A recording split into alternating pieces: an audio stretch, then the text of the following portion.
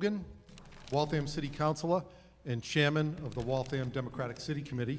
Welcome you to Waltham here this evening. Thank you for coming. I'd like to start off by thanking our local cable access channel, Waltham Cable Access, WCAC, for providing the microphones and for taping tonight's event.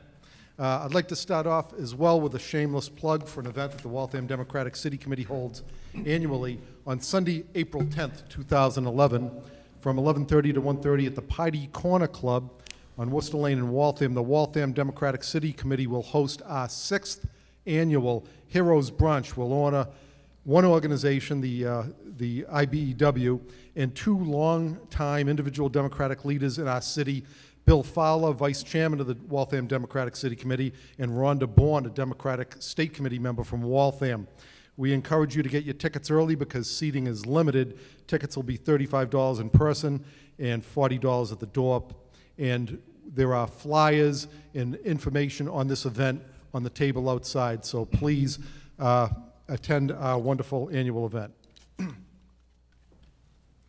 The Waltham Democratic City Committee, in conjunction with the Newton Democratic City Committee and Watertown Democratic Town Committee, welcomes everyone to an evening with the Democratic candidates. Waltham Ward 5 Councilor Gary J. Marchese,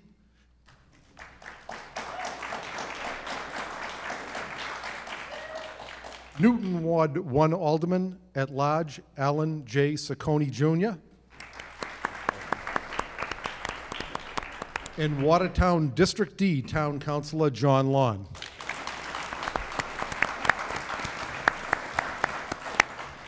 These gentlemen, along with Sean Durkee, Waltham Ward 6 Democratic City Committee Chair, are vying for the Democratic candidacy for the 10th Middlesex representative seat in the Massachusetts General Court. Voters in the 10th Middlesex District include Waltham's Ward 5, 6, 8, 9, and Ward 7 Precinct 2, Newton Ward 1 Precincts 1 and 4, Newton Ward 3 Precinct 4, and Watertown's Precinct 10. Those eligible to vote in this primary must be enrolled on or prior to March 23rd, 2011. If you are not currently enrolled to vote, please contact, if you're in Waltham, the Waltham City Clerk's office at 781-314-3130. In Newton, the Elections Department at 617-796-1350. And in Watertown, the Watertown Town Clerk's office at 617-972-6486. The primary election for this seat is on April 12, 2011. Tonight's moderator is Marjorie Arons-Barron. Marjorie Arons-Barron is president of Barron Associates Worldwide Incorporated, a consulting firm specializing in strategic communications. Arons-Barron formerly served as executive director for media communications at Bank Boston, where she headed the bank's in-house public relations agency, directing media relations strategies and professionals serving the bank's businesses in North and South America. Arons-Barron is well known throughout Massachusetts and in New England for her long and distinguished career as editorial director at WCVB TV, Channel 5, Boston's ABC affiliate.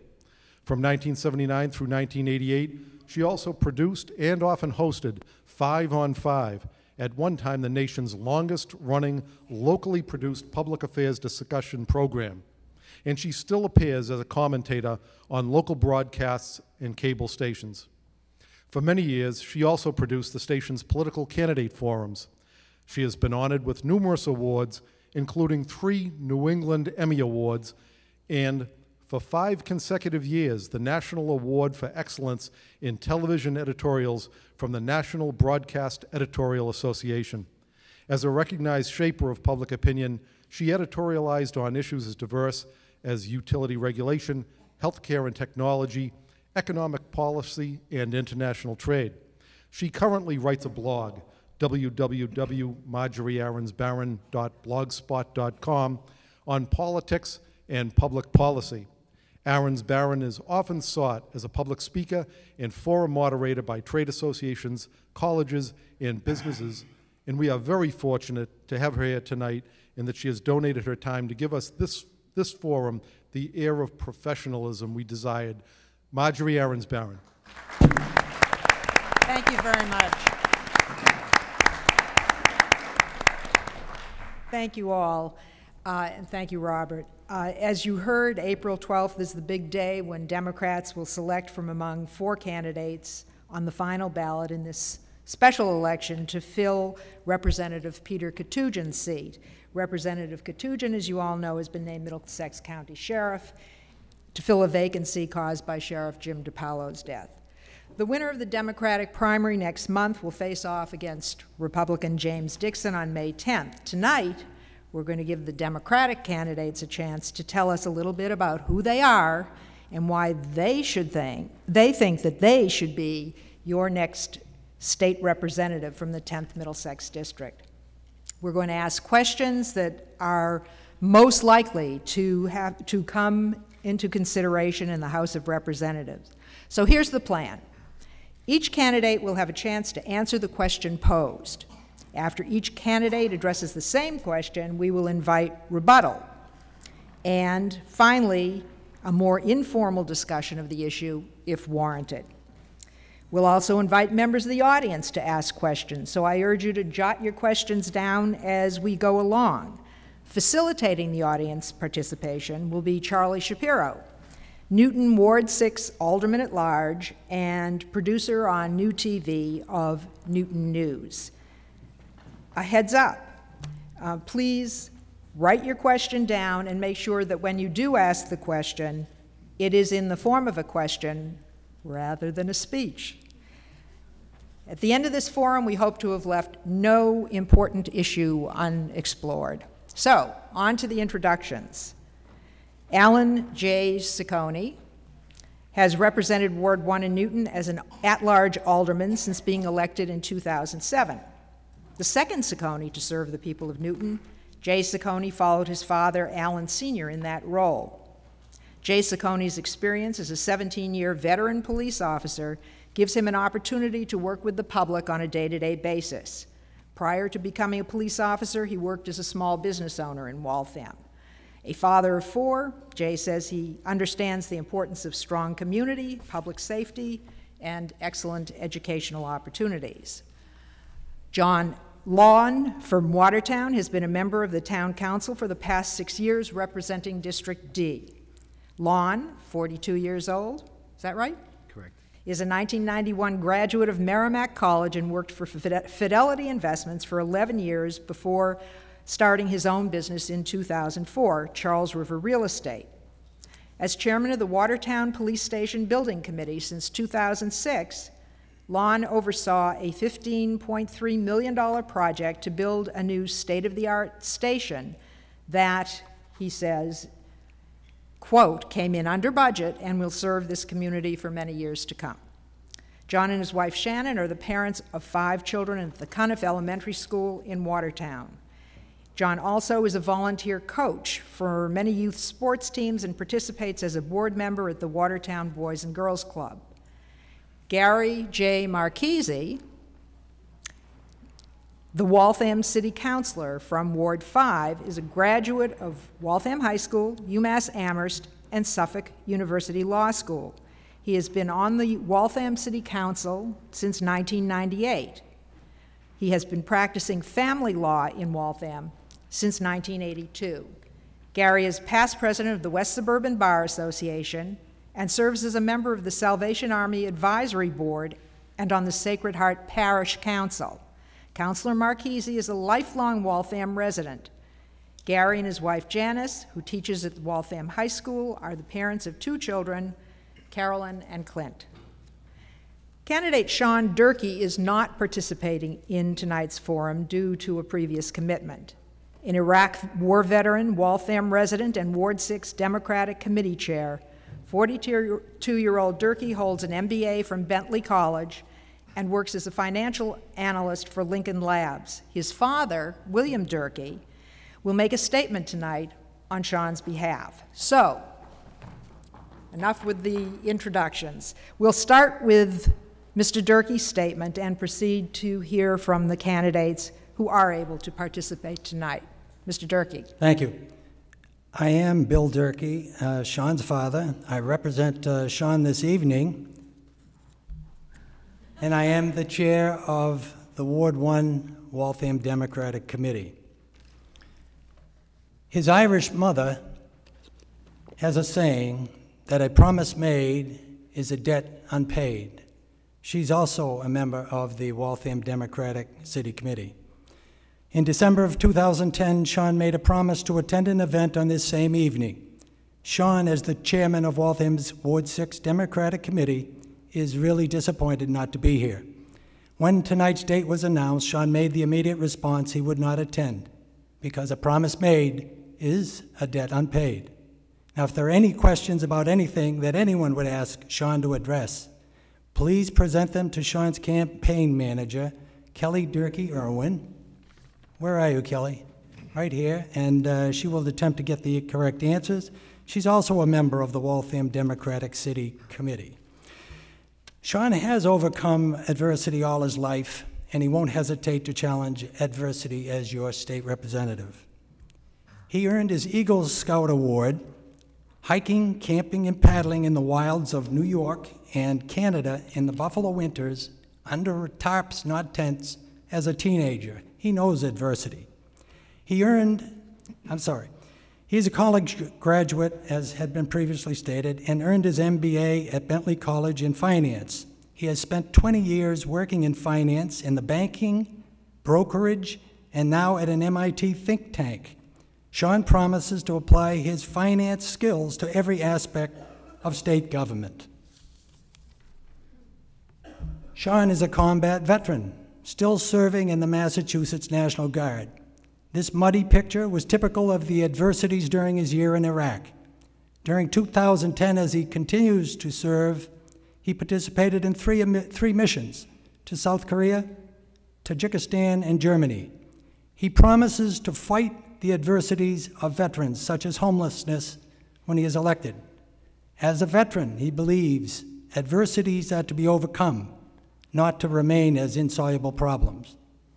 Sean is a homeowner and a taxpayer with a mortgage. He understands the finances of affordable housing, home ownership, and taxation. Sean is also willing to leave his current position in private industry, hopefully with a leave of absence, to represent you solely as your state representative, without holding any other municipal position simultaneously, and will not practice any private business as a third job. Sean promises to be your full-time state representative. Remember, each promise made is a debt unpaid. And to every voter in the 10th Middlesex district having no previous political position or organization, Sean needs your support and a vote in the Democratic primary on April 12th. Thank you very much, Mr. Durkee. We appreciate your making the effort to come. Thank you.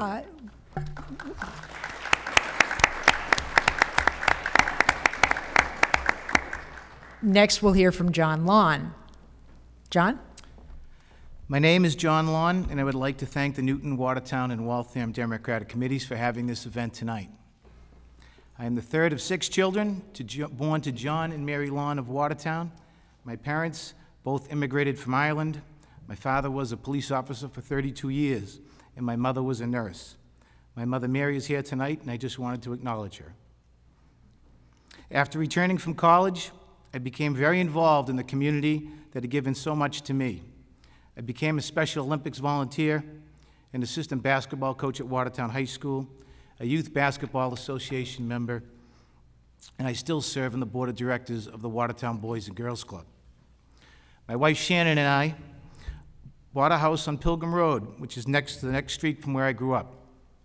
Shannon and I have 5 children, Catherine, 11, Jack, 9, and 6-year-old triplets, Liam, Maeve, and Owen. I worked in financial services for Fidelity Investments for 11 years before being laid off. It was a difficult time, but it taught me some important life lessons. Motivated by the needs of my family, I decided to combine my passion for my community and my financial background and knowledge, and I opened a small business, Charles River Real Estate, on Main Street. The challenges involved in opening a small business Startup costs, regulations, community outreach were all a learning experience for me. Having no health care coverage and paying over $1,700 a month was also an eye-opener. As I became more involved and concerned for the success of our neighborhoods, I decided to run a campaign and serve on the Watertown Town Council. Serving on the council has made a tremendous experience for me to see how town government works and the challenges that they face. I am a father, a husband, a son, a brother, a small businessman, a coach, and a town council member. I have the experience of being laid off and needing a job, as well as employing people in our community. I want to bring all of that experience to Beacon Hill and serve you in the House of Representatives. Thank you. Thank you, John. Thanks. Now we will hear from Gary Marchese. Thank you, Marjorie. And thanks to the Democratic City and Town Committees of Waltham, Newton, and Watertown for sponsoring this, what I thought was a forum and has become a debate. I'd like to acknowledge— I'll be kind to you. Good. I'd like to acknowledge my wife, Janice, who's in the audience. I have 2 children, as you indicated, Kara and Clint, neither of whom could be here tonight, but I know are here in spirit. Very excited to be participating in this forum. My mother, Pauline Marchese, who worked at the West Newton Savings Bank when a bank was a neighborhood bank, would be very proud of me. She died in 1997, and tragically at age 65, and has inspired me ever since. That fall, after her death in February, or actually that spring, I decided to run for city council, and I've never looked back. My father also, James Marchese, Waltham police officer for many, many years, retired, could not be here either. His eyesight is failing. He's 82 years old. But he wishes me well, and I have his love and support. Like John, I've worn many hats in this city during my life, my half-century of living in Waltham. Son, brother, husband, father, lawyer, city councilor, coach, and I hope one day to add state representative of the 10th Middlesex District. One hat that I have not yet worn, but hope to wear someday, is that of grandfather, all in due time. In wearing these hats, I can say with certainty that I have done so proudly and with the utmost honesty and integrity. Those are not just words for me. They're on my business card. They have been since 1982. They're a way of life for me. The voters of Waltham have shown their faith in me by voting me in office in 8 elections. And for that, I'm extremely grateful. I never take a vote for granted. I hope to earn the trust of the residents of Watertown and Newton, and to provide to them the same level of advocacy, passion, and experience for which I'm known in Waltham. Thank you very, very much.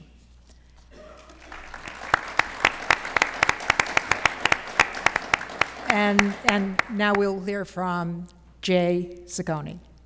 You go by Jay, I take it. I do. Okay. To clarify it, my dad's Allan Sr. and I'm Allan Jr., and my mom didn't like me being called Little Al. So here I am with Jay. It's very nice to be with everyone tonight. Thank you to the City and Town Committees of Waltham, Newton, and Watertown. It's a pleasure to be here this evening, and once again, thank you.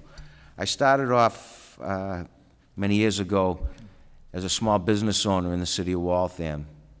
I had a dream after watching a big stretch limousine go by me one day, and I said, you know, there's not many of these around. This could be something that could be a pretty profitable business. It just so happens I found a garage on Common Street, and that's where it all started back in the mid-'80s. After that, I started a family. I got 4 beautiful kids: Allan, Joseph, Caitlin, and Colleen.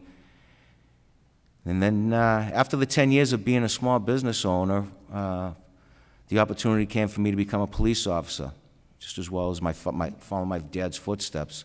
He was a Newton police officer. I actually got to follow his footsteps, but just in a different direction. I took a different path. I went out to the town of Sherburne to start my police career, which I've been there about 17 and a half years now. Between all that and watching my kids grow up, I got involved with Pop Warner football. I actually see one of the gentlemen that coached with me for years out in the audience. How you doing, Paul? Nice to see you tonight. And through all these ordeals and my experience, both professionally and on a private level, being out with the public, I've enjoyed it immensely. It's been something that's just been in my blood, starting from my dad and just working its way down. Back in 2007, when I was confiding in friends and family regarding running for office as a candidate for the Board of Aldermen in the city of Newton, I had a chance to talk with many, many folks, and it was just a very, very rewarding experience to see how many people were by my side. Again, I hope I can do the same thing again for the 10th Middlesex District, and once again, thank you. Thank you, Jay. Okay, just a reminder, I'm going to pose a question, and each one of you will have a minute to answer, and then if you want, 30 seconds to rebut, and we'll discuss and explore from there. Let's start with you, John. Everybody knows there is a shortfall in revenue in the upcoming state budget. It amounts to something like $1.5 billion. There's also some legislation before the House, an act to invest in our communities, which proposes to increase the state income tax from 5.3% to 5.95%. If passed, it is projected that this could bring close to $1.2 billion in new revenue to the Commonwealth. So my first question to you all is, what is your position on this legislation as a means of closing substantially the current budget cap and perhaps addressing our increasingly deteriorating infrastructure? John? Thank you. That question, assume the rest of that legislation, because I think that legislation actually asks for the top earners to be taxed at a different level than the middle and low income.